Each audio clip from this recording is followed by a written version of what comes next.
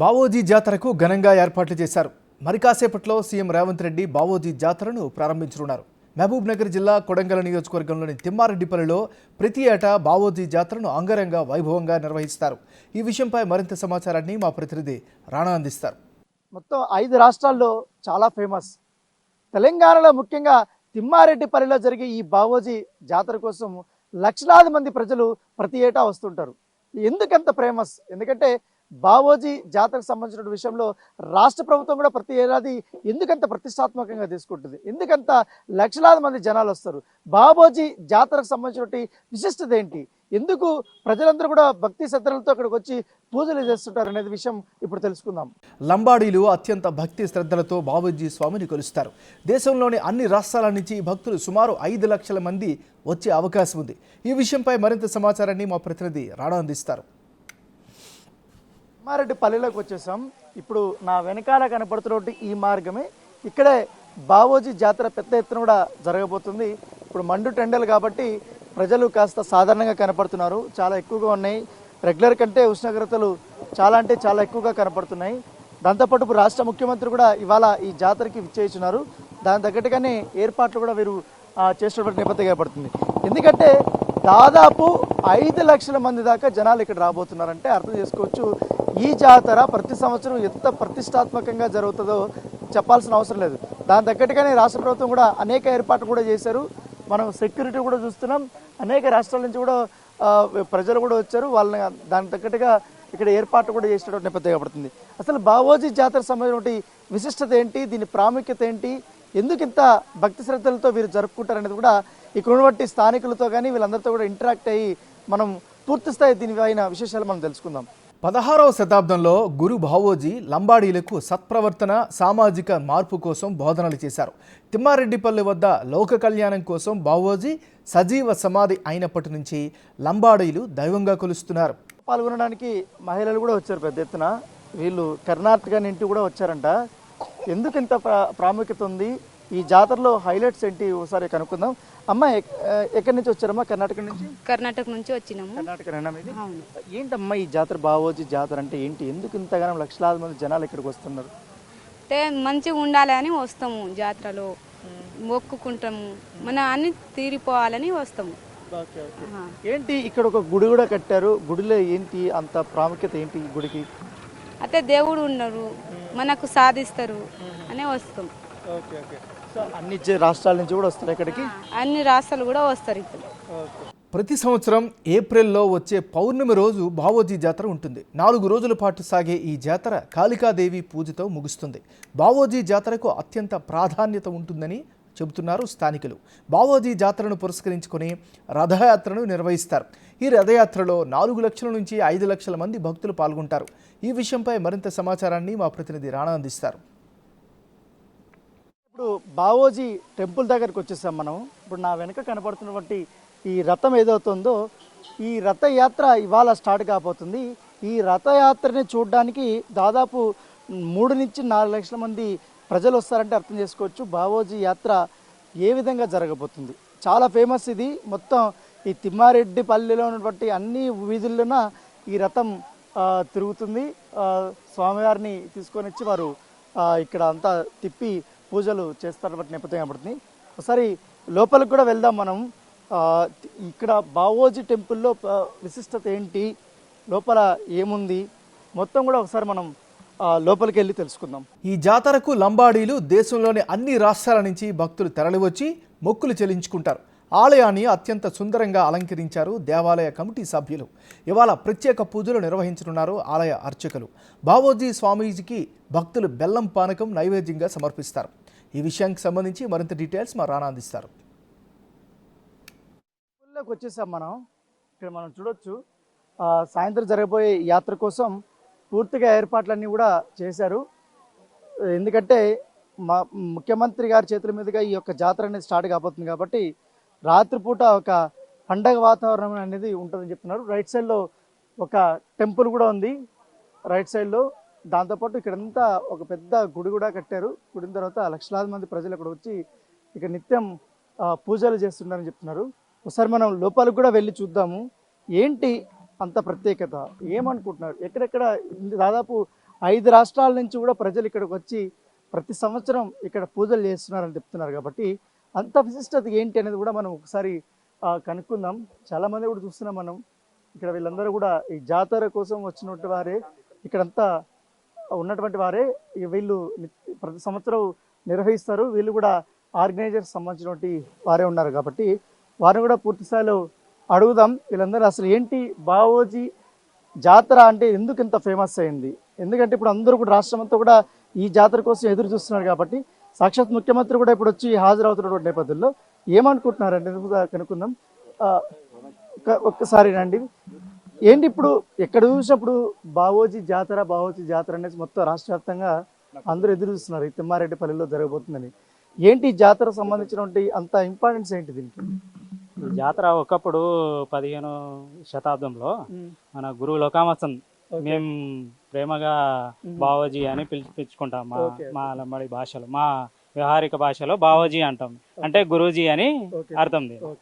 So మా గురూజీ ఏం చేశారంటే 15వ శతాబ్దంలో దేశ పర్యటన కోసం గురునానక్ కానీ ఈ గురు గోవింద్ సింగ్ దగ్గర గురునానక్ శిష్యుడు 10వ గురువు అయిన గురు గోవింద్ సింగ్ దగ్గర శిష్యరికం చేసి అక్కడ తపస్సు చేసి కాళికాదేవి అమ్మవారి టెంపుల్ ఉంది కదా, కాళికాదేవికి తపస్సు చేసి 12 సంవత్సరాలు తపస్సు చేయడం వల్ల ఆయనకు అమ్మవారి దర్శనం అయ్యి దీక్ష పరంగా ఆయన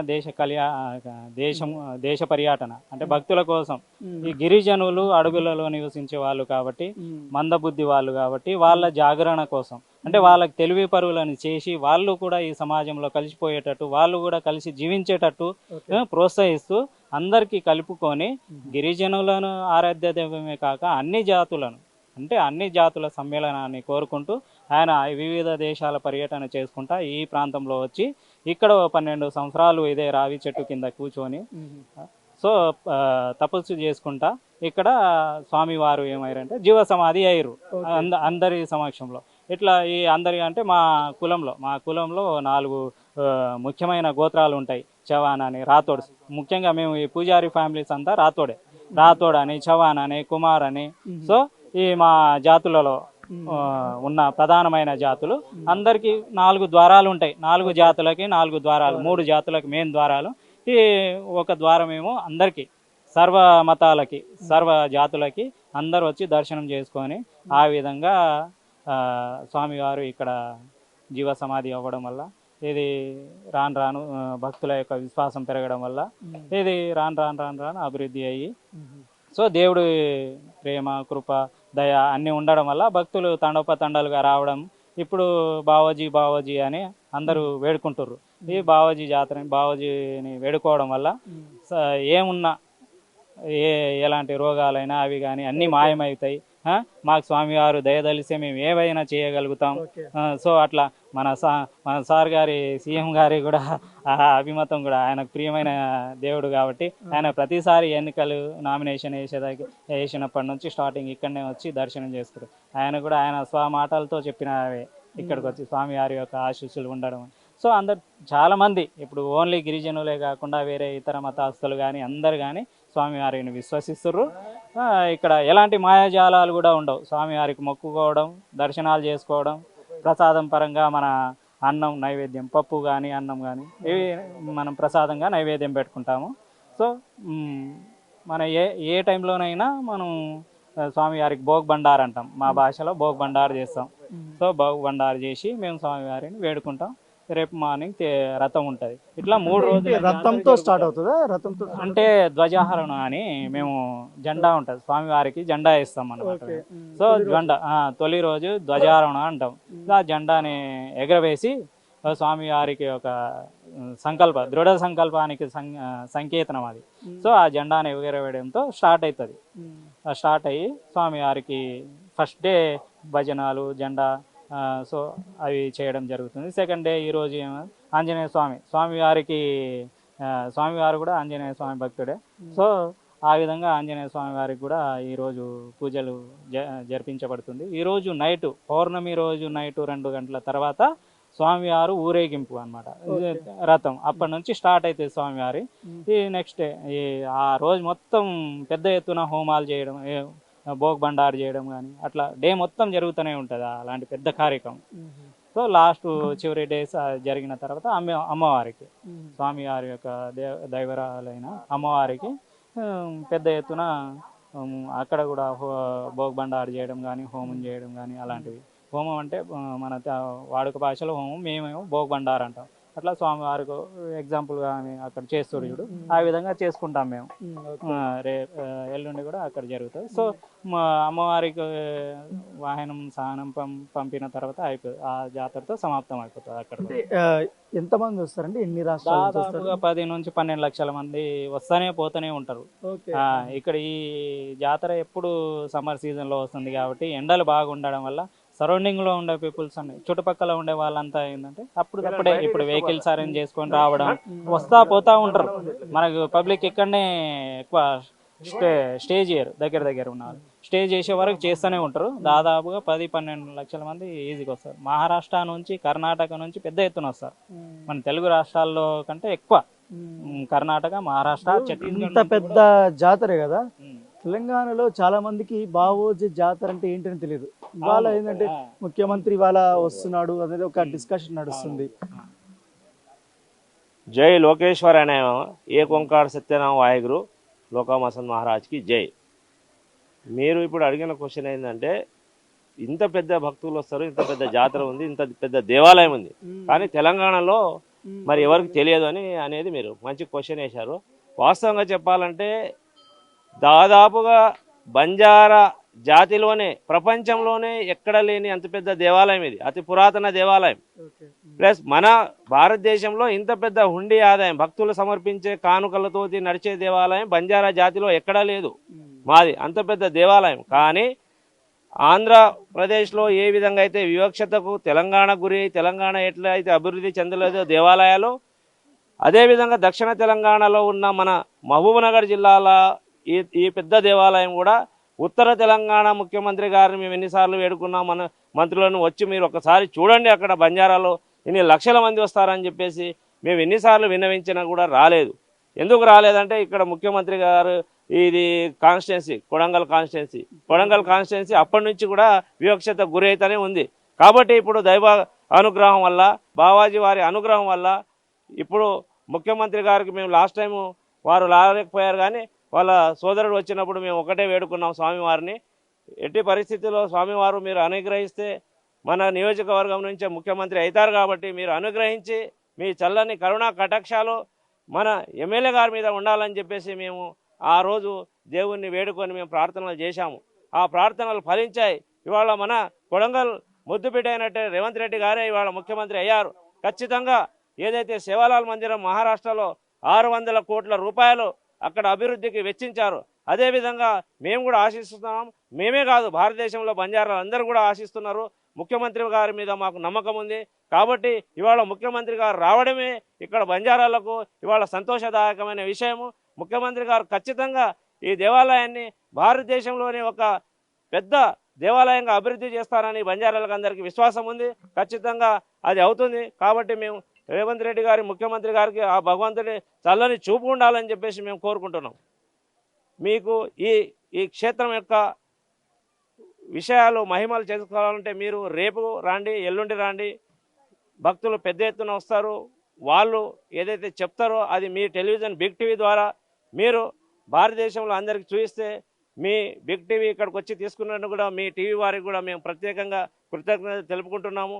వాస్తవంగా చెప్పాలంటే శ్రీ గురు లోకా మసంద్ మహారాజ్ అంటే ఆ రోజు ఏదైతే విదేశీయులు భారతదేశం మీద దండయాత్ర చేసుకుంటూ వచ్చి హిందూ యొక్క ధర్మాన్ని ఇక్కడ కూకటి వేళ్లతోటి పెకిలించాలని చూసినప్పుడు ఆ ధర్మ రక్షణ కొరకు కంకణ బద్దులు అయినటువంటి వాళ్ళే శ్రీ గురు లోకా మసంద్ మహారాజ్ గారు. ఆ రోజు శ్రీ గురు గోవింద్ సింగ్ మహారాజ్ యొక్క సైన్యంలో వీళ్ళందరూ కూడా వారి వారి మతాల్లో, వారి వారి కులాల్లో ఆ ధర్మరక్షణ కొరకు లోకా మసంద్గా అయ్యాడు.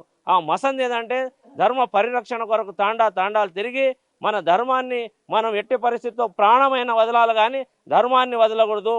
మన ధర్మమే మనకు ప్రాణం. ధర్మం రక్షతి రక్షత అన్నారు కదా, ఆ ధర్మాన్ని మనం కాపాడాలి. ధర్మం మనల్ని కాపాడుతుంది ఖచ్చితంగా. కాబట్టి మనం చెల్లా చెదురుగా కాకూడదు. ఈ మొఘల్ సైన్యాలు ఎంతమంది వచ్చినా మనం ఎదుర్కోవాలి, కానీ మన ధర్మాన్ని మనం ఎట్టి పరిస్థితుల్లో వదలకూడదని చెప్పేసి ఆ రోజు తాండా తిరిగి మన ధర్మ జాగృతి చేసిన వారే శ్రీ గురు లోకామసన్ వారు. ఆ రోజు వాళ్ళు ఏదైతే తన గుర్రం మీద మొత్తం భారతదేశం అంతా సంచరించి ఇక్కడ వాగులో ధర్మగుండం దగ్గర తను వారి యొక్క గుర్రాన్ని అక్కడ దాని మీద దింపాడనమాట, ఒక బండ మీద. అక్కడ వాళ్ళ పాదముద్రికలు, అదేవిధంగా గుర్రం యొక్క మహిమగల గుర్రం, ఆ గుర్రం పాదముద్రికలు కూడా మనం నేటికి చూడవచ్చు. అక్కడ భక్తులందరూ కూడా స్నానాలు ఆచరించి ఆ వాగులో అక్కడ ఏదైతే మొదటిసారి అక్కడ ప్రభువారు వారి పాదాన్ని మోపారో ఆ బండరాయి మీద వారి పాదముద్రికలు ఉన్నాయి ఇప్పటికి. అక్కడ మనం రేపు పల్లకి తీసుకెళ్తాం, ప్రభువారు పల్లకి వాగులో. ఆ వాగుని కూడా పెద్ద ఎత్తున అభివృద్ధి చేయాలి, అక్కడ ధర్మగుండం అక్కడే కట్టాలా, అక్కడ అక్కడ కూడా ఒక దేవాలయం నిర్మించాలని చెప్పేసి భక్తులు కోరుతున్నారు. ఇవన్నీ అభివృద్ధి జరగాలంటే ఖచ్చితంగా ముఖ్యమంత్రి గారు ఇక్కడ చేస్తారనే నమ్మకం మాకుంది. కాబట్టి ఇవాళ వస్తున్నందుకు మేము కూడా వారికి హార్దికంగా ఇవాళ మేము స్వాగతం సుస్వాగతం తెలుపుకుంటున్నాము. బంజారా ధర్మరక్షణ మేము ఇవాళ ఈ దేవస్థాన కమిటీ నుంచి. ఓకే, ఒకసారి లోపల టెంపుల్ దగ్గర కూడా వెళ్దాం మనం.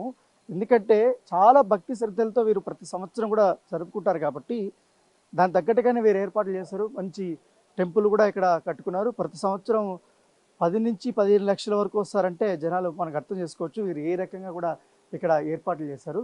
స్వామివారు ఇక్కడే సజీవ సమాధి అయ్యారు. ఇక్కడే లోక కళ్యాణం కోసం, లోకంలో సత్ప్రవర్తన కావాలని, ముఖ్యంగా బంజారా జాతులు, లంబాడి జాతులు అందరూ కూడా అందరూ సత్ప్రవర్తనతో కలిగి ఉండాలి, వాళ్ళందరూ కూడా సుఖ సంతాలతో ఉండాలన్న ఉద్దేశంతో కూడా ఇక్కడ సజీవ సమాధి అయ్యారంటూ కూడా వీళ్ళు చెప్తున్నారు. ఇక్కడ మనం వచ్చిన ఎగ్జాక్ట్ ప్లేసు ఇక్కడే గురు లోకమసన్ స్వామి వారి యొక్క శివాక్యం చెందినటువంటి ప్లేసు, ఇక్కడే సజీవ సమాధి అయినటువంటి ప్లేస్ కూడా ఇక్కడే. కాసేపట్లో ముఖ్యమంత్రి గారు వచ్చి ఇక్కడ ప్రత్యేక పూజలు కూడా ఇక్కడ చేయబోతున్నటువంటి నేపథ్యం కనబడుతుంది. సాయంత్రం ఈ జాతర అంటే ఇంకా లక్షలాది మంది ప్రజలు ఇక్కడికి వస్తారు కాబట్టి చాలా మంది దానికోసమే ఏర్పాట్లు వారు చేసినటువంటి నేపథ్యం అయితే కనపడుతుంది.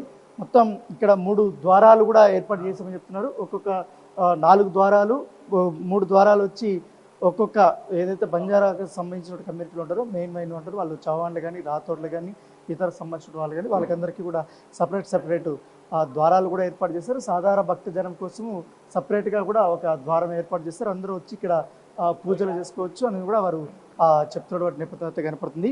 చాలా ప్రీతిపాత్రమైనటువంటి ప్లేస్ అని కూడా వీళ్ళు చెప్తున్నారు. ఎందుకంటే మొత్తం దేశంలో ఉన్నటువంటి మొత్తం బంజారా లంబాడీలకు సంబంధించినటువంటి జాతులందరికీ కూడా లోకమసన్ స్వామివారి యొక్క మొత్తం ఈ టెంపుల్ గురించి తెలుసు. ప్రతి ఏడాది ఇక్కడికి వస్తారు, పెద్ద ఎత్తున కూడా ఇక్కడ కానుకలు ఇస్తారు. ఈ ఆలయ అభివృద్ధి కోసం కూడా మేము కట్టుబడి కూడా ఉందని చెప్తున్నాం. పైగా స్థానిక ఎమ్మెల్యే ఇక్కడ ముఖ్యమంత్రి కావడంతో ఖచ్చితంగా ఈ ఆలయం పెద్ద ఎత్తున కూడా అభివృద్ధి చెందుతుంది అనేసి కూడా ఇక్కడ ఉన్నటువంటి స్థానికులు కానీ ఇక్కడ ఆలయ కమిటీ వారు కూడా వాళ్ళందరూ చెప్తున్నారు. ఇవాళ సాయంత్రం స్టార్ట్ అయిపోయే ఈ జాతర దాదాపు 3 రోజులుగా పాటు జరగబోతుంది కాబట్టి అనేక హైలైట్స్ కూడా ఉండబోతుంది అనేది కూడా వీరు చెప్తున్న నేపథ్యం కనబడుతుంది.